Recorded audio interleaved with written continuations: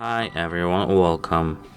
Today I have SONOS 5 speaker and I'm going to show you where can you easily add your alarm. First we have to open our SONOS app. Now we have to click on this gear icon over there. Now we have to click manage your system. Now we have to click alarms.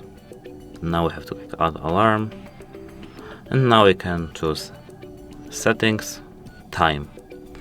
We can choose time, room, hard reset, music, repeated,